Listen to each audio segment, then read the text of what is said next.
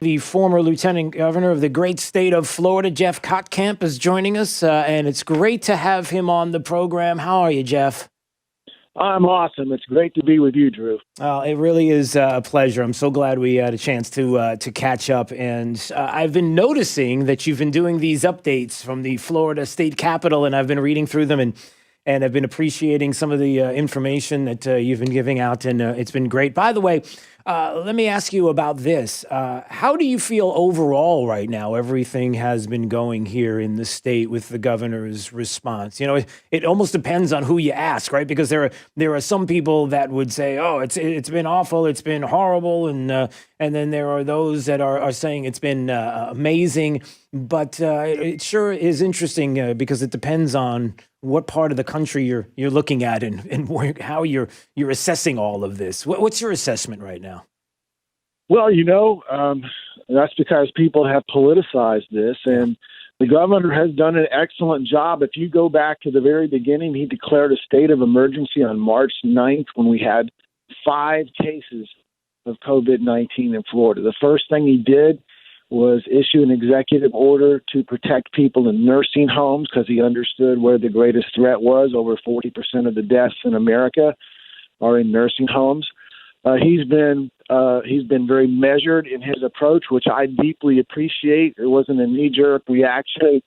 Part of that's because he's not only well-educated, but he's a Navy veteran. He's a Navy officer, and I think, as Ben Shapiro would say, he's driven by facts and not feelings. And if you look at the editorials across the state, they have just been blistering criticisms of the governor, and yet I think he's tried very hard to not force government upon people, but let people use common sense and take some responsibility for their actions and only step in as government when absolutely necessary. So I appreciate his approach very much. Yeah, I would agree. And, I brought this up the other day, Jeff, and I wonder what you think about this. And listen, nobody is trivializing death. Nobody is trying to say anything. Every death, like the president has said many times, nobody wants to see one single death. There's no doubt about it.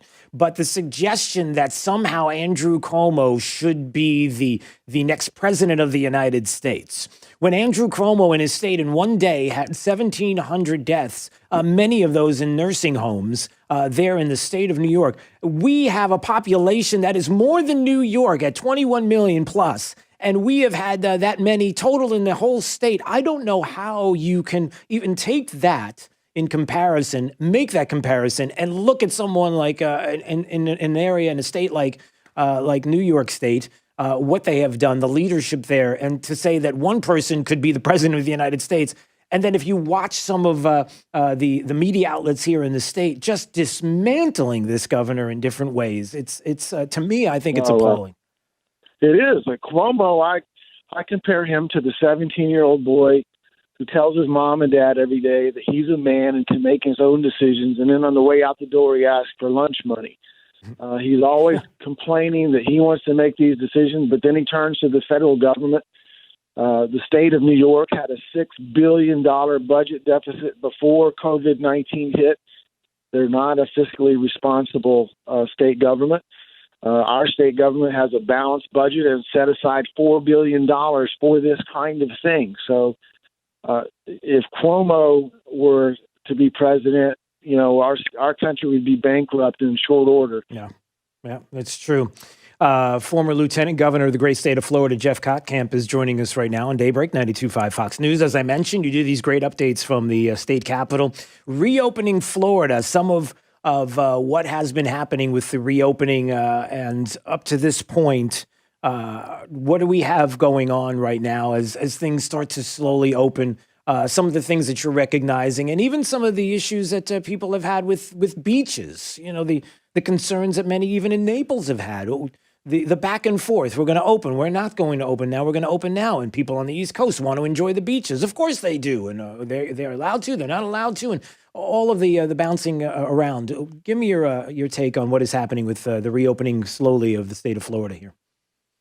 Well, by and large, people have handled this very well. And of course, they're anxious to get out. We had 64 out of 67 counties open, and now Palm Beach is starting to open. Beaches all across the Florida are open with really no problems. And I wouldn't be surprised, I don't know this other than anecdotally, but Naples could easily have been overwhelmed by people coming over from the East Coast or who are still in lockdown. So they'll get that figured out, but the beaches in Collier County still remain open, and most of the state beaches are open. I'll just tell you as an example, I went with my family and rode bikes on Sanibel on Saturday, drove by a couple of the beaches there. Everyone was spaced out beautifully. It was a beautiful day at the beach, and I suspect that's what's happening in most places. Most people are using common sense and just enjoying the opportunity to get out of their homes and get out and about. Yeah. Have you heard anything about Disney? I'm wondering what's going on even in Central Florida. I made the case a few days ago, and I've talked to some friends about this as well. For a place like Disney and the theme parks in Central Florida, they did their closures, I think it was mid-March, just about mid-March. And yet people have said, why isn't a place where that is the epicenter of the world in some cases of travel going back and forth? Why is it that we didn't see enormous amounts of cases in a place like Orlando, knowing that they shut down in mid-March? I think that's an interesting situation there, one that maybe we don't have enough time to explore, but certainly a dynamic that to me is fascinating, being how many people come to the area of Central Florida. But has they made any decisions been made with regard to theme parks, maybe Disney in general? Have you heard anything? Well, they're trying very hard to get open. They are taking reservations beginning on July 1st. I still think they want to open June 1st, but there may be some complications that push it back to July 1st. You probably have seen that they've opened in Shanghai now, and they're trying to take some of the lessons learned in Shanghai to use it in Disney World and Disneyland and their other properties. I suspect what will happen is there'll be requirement of face masks both for the customers and the employees, and they'll probably space out the seats in the restaurants and on the rides. They're going to open, though, and that's a really big deal for us, because that will be if we can successfully open Disney World in Orlando without an increase in cases, then we're on our way to economic recovery in Florida. And you're right, Orlando, you would have expected for that to be a hot spot, but it never was. Yeah, and that's gives us hope. I mean, to me, that's fascinating. How is that possible? How is it possible? And up until the middle of March, that there were people from areas, and probably leading up to that point, from areas all across the globe that you have to imagine were that maybe have had it before, were asymptomatic, and to think that Central Florida didn't become, with all the ancillaries, the hotels, the restaurants, all the other things that you can do in Central Florida, how we didn't see this as an enormous hotspot, to me is fascinating. And as we talk a little bit more about what's happening in the state, the former Lieutenant Governor of the great state of Florida, Jeff Kottkamp, is joining us this morning on Daybreak, 92.5 Fox News. Talk about some of the updates here in the state capitol and what's going on across the state. It's nice to see these come across my desk each day. And unemployment benefits, there has been an issue there. I wonder what your take is. What happened here and what has been happening? I know the state's working hard, and even in your time there as Lieutenant Governor, when you were on board, you probably never expected an uptick like we have this year ever. I mean, even in the worst case scenario, I can't imagine anyone in the state would have imagined the kind of hits that were happening at this moment in time. Maybe you can speak to that a little bit. Well, of course. I mean, look, I don't think we have any system in place that is designed to accommodate. In this case, we went from a 2.8% unemployment rate, which is actually below the natural unemployment rate, to 15% in a matter of weeks. That's going to overwhelm any system, even if it's the best system. And I think there's a debate. The governor's asked for somebody to look into this to find out what went wrong. But we've had 1.9 million unemployment claims in Florida. They've already processed over a million. Over 665,000 people have had those claims paid, and I know it's a priority of the governor to get them all paid.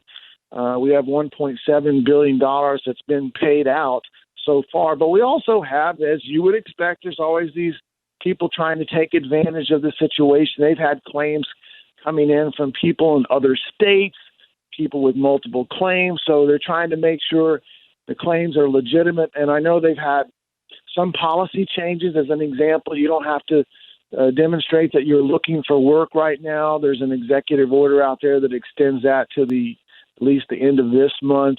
You do have to check in with the system every 2 weeks because there's an issue with people that are back to work that are still getting their unemployment benefits. So yes, there are definitely problems, but it doesn't surprise me that the system was overwhelmed with literally a tidal wave of claims like we've never seen before. Yeah.